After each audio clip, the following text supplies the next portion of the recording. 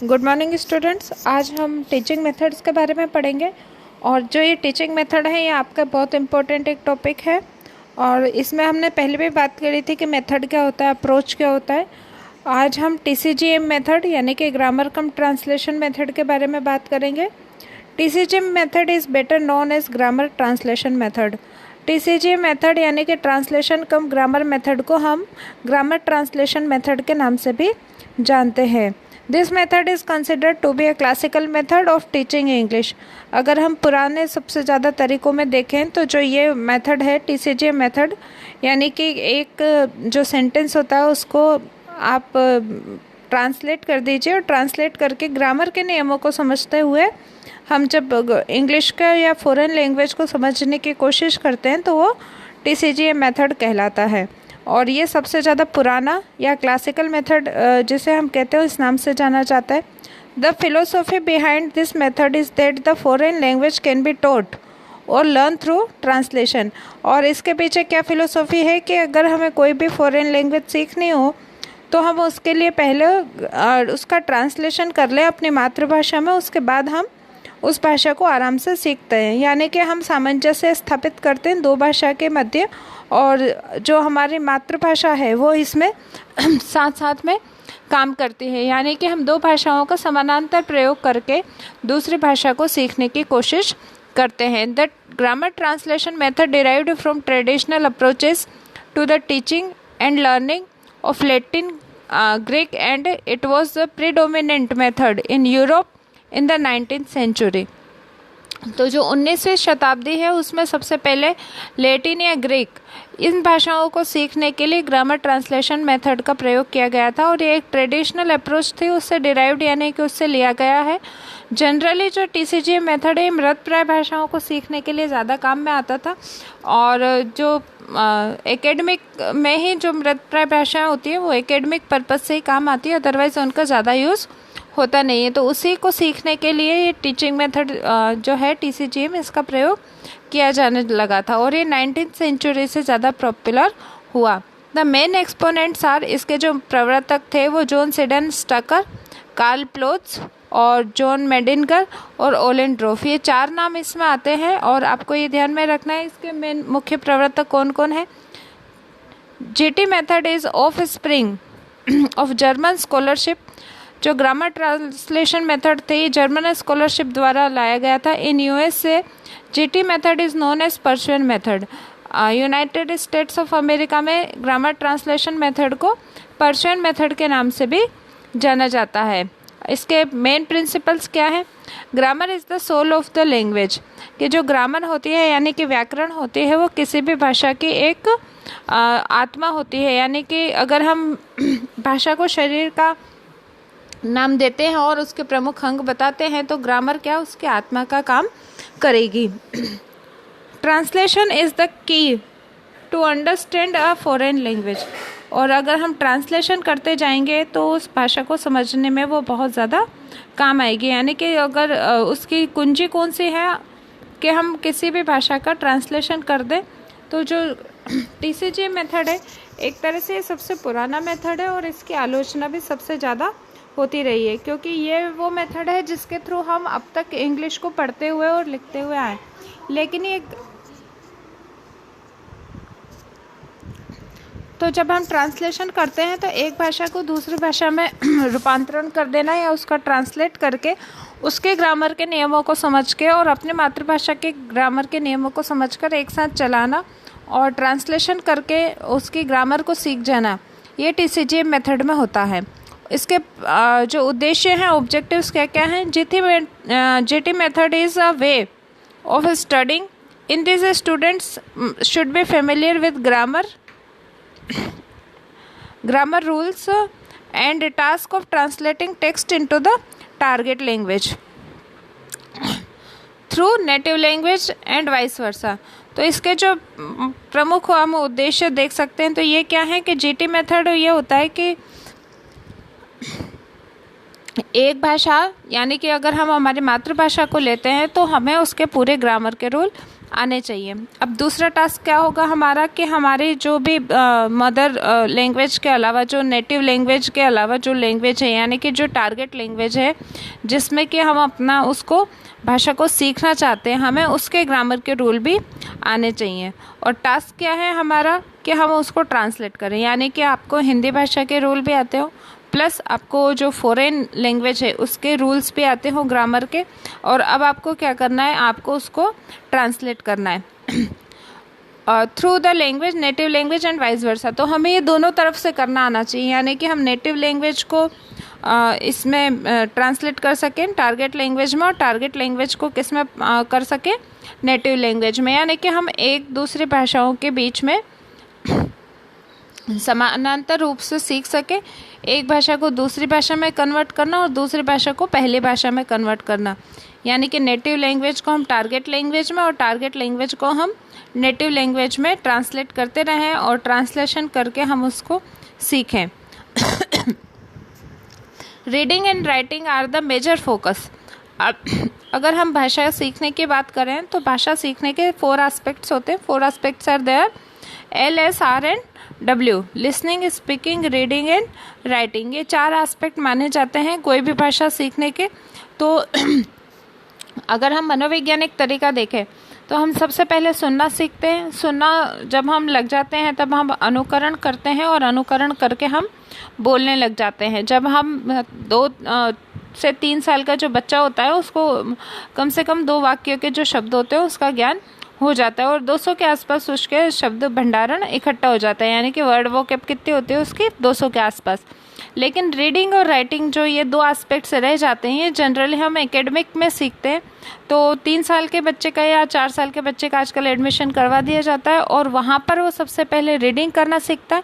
Reading हम picture reading पहले करवाते हैं, जैसे कि एप्पल दिखाकर पूछते हैं कि ये क्या है, या एप्पल का पिक्चर दिखा के पूछते हैं कि बच्चे से ये क्या है। जब उसको रीडिंग करना आ जाती है, यानी एप्पल का पिक्चर देख के वो पहचान सके कि that it is an apple, तो उसके बाद हम उसको राइटिंग के प्रोसेस में लाते हैं। तो ये 4 स्किल्स होती हैं सीखने की, LSRW। लेकिन अगर हम इस मेथड की बात करें, यानी कि TCGM मेथड की, तो ये लिसनिंग और स्पीकिंग को तो अवॉइड करता है और किस पे फोकस करता है, रीडिंग एंड राइटिंग पे। Reading and writing are the major focus. तो इसका जो पूरा ध्यान है वो रीडिंग और राइटिंग पे रहता है। यानी कि अगर हम इंग्लिश की क्लास का ऑब्जर्वेशन करें तो हम ये पाएंगे कि एक टीचर आता है, उसके पास जो किताब होती है वैसे किताब एक बच्चों के पास भी होती है और वो उसको पढ़ता है। पढ़ने से मतलब है कि उसको रीड करता है, जिसे हम मॉडल रीडिंग कहते हैं, और उसको देखकर बच्चे उसको भी रीड करने लग जाते हैं, जिसको कि हम इमिटेशन रीडिंग कहते हैं। यानी कि जो टीचर ने किया वो आदर्श वाचन था, जो शिक्षक ने किया वो अनुकरण वाचन था। और इसके आगे जैसे हम आगे बढ़ते हैं तो बालक पूरी तरीके से किस पे ध्यान दे रहा है, एक तो रीडिंग पे दिया उसने, और एक फिर उसके बाद जो हार्ड वर्ड्स आएंगे हम उसको राइट में दे देंगे, यानी कि रिटर्न में दे देंगे और रिटर्न में करवा लेंगे। फिर क्वेश्चन आंसर्स रिटर्न में करवाएंगे और हम ये मान लेंगे कि हमने पाठ की पूर्ति कर दी। इसमें अगर कुछ चीज़ें टिपिकल हैं तो उसको जो शिक्षक होगा वो नेटिव लैंग्वेज में यानी कि मातृभाषा में स्टूडेंट को समझा देगा। तो इसमें अगर हम ये देखें पूरी क्लास की प्रक्रिया में, तो हम ना के बराबर मात्रा में ही अंग्रेजी का बोलना और अंग्रेजी का सुनना पाएंगे।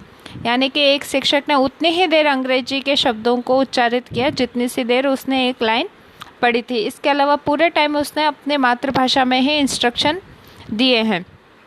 स्टूडेंट ने भी ज़्यादा से ज़्यादा जब तक उसने वो वर्ड्स लिखे और क्वेश्चन आंसर लिखे तब तक ही उसने जो टारगेट लैंग्वेज है उसको सुना और उसको लिखा, लेकिन कहीं पे भी उसने बोलने की कोशिश नहीं की। तो कुल मिलाकर हम देखें तो पूरा एस्पेक्ट जो फॉलो हो रहे हैं वो कौन से हो रहे हैं, रीडिंग और राइटिंग वाले। और जो लिसनिंग था या स्पीकिंग, तो स्टूडेंट को तो स्पीकिंग का मौका भी बहुत कम मिलता है, तो उसको कम्प्लीटली अवॉइड कर दिया गया। ये वाला जो है reading and writing are the major focus in this method. तो ये लाइन अपने आप में बहुत इंपॉर्टेंट है। इस लाइन से ही आपका प्रश्न बनता है कि किस जो एस्पेक्ट है उस पर ज़्यादा ध्यान दिया जाता है TCGM में, तो रीडिंग एंड राइटिंग पे दिया जाता है, and listening and speaking are completely avoided in this method. अब इसमें है no systematic attention is paid to listening और स्पीकिंग। और इसमें हमने ये पढ़ ही लिया कि इसमें बिल्कुल भी अटेंशन नहीं दिया जाता लिसनिंग और स्पीकिंग पे। Little active use of target language, और जो टारगेट लैंग्वेज है यानी अंग्रेजी भाषा का प्रयोग है वो भी हम नाम मात्र का ही करते हैं। दूसरा है एक्यूरेसी इज एम्फेसाइज्ड। एक्यूरेसी का मतलब है कि सटीकता ज़रूरी होनी चाहिए। जनरली हम ये सब जानते हैं कि जैसे ही अगर आपने इंग्लिश में कुछ गलत बोलने की कोशिश करी तो आपको टोक दिया जाएगा। अगर आप हिंदी में उसको गलत करते हो तो आपको इतना टोका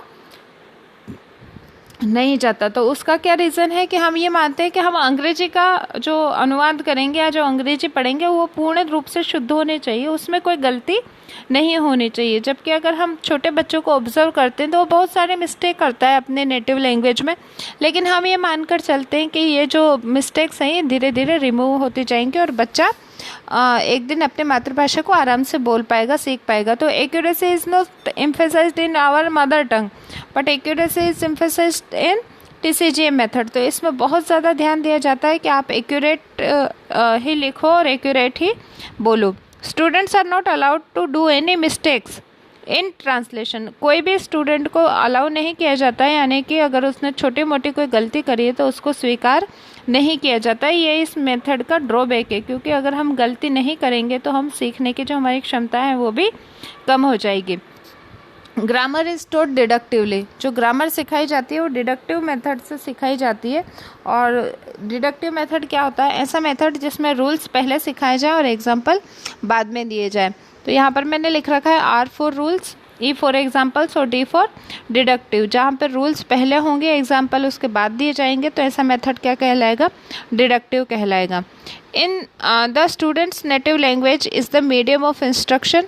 और अगर हम बात करें इस मेथड की, तो जो स्टूडेंट की नेटिव लैंग्वेज होगी, यानी कि अगर हम हमारी बात करते हैं तो हाड़ौती क्षेत्र में हम रहते हैं और हाड़ौती के अनुसार हमारी जो नेटिव लैंग्वेज है वो हम राजस्थान के अकॉर्डिंग माने या हाड़ौती के अकॉर्डिंग माने तो हम हिंदी मानते हैं। तो ये जो इंस्ट्रक्शन है ये किस भाषा में दिए जा रहे हैं? हिंदी भाषा में। और जो पढ़ाया है कौन सा सब्जेक्ट जा रहा है? इंग्लिश। तो native language is used to introduce new items in classrooms and use to make comparison between native language and target language.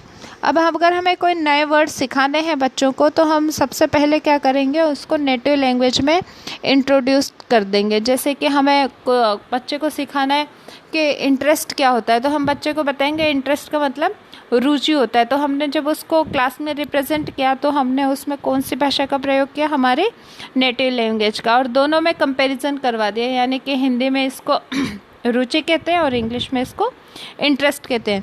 अब इसी तरीके से जो भी नए वर्ड्स आएंगे, जैसे कि हम क्लासरूम में कोई नया शब्द यूज़ करते हैं स्पॉन्टेनियस, यानी कि अचानक एक साथ करना की चीज़ों को, तो हमने एक बार उसको हिंदी में बता दिया और एक बार उसको इंग्लिश में बता दिया। दोनों के बीच में हमने समानांतर स्थितियों में कंपैरिजन किया और उसको नए जो शब्दों का प्रयोग करना सिखा दिया।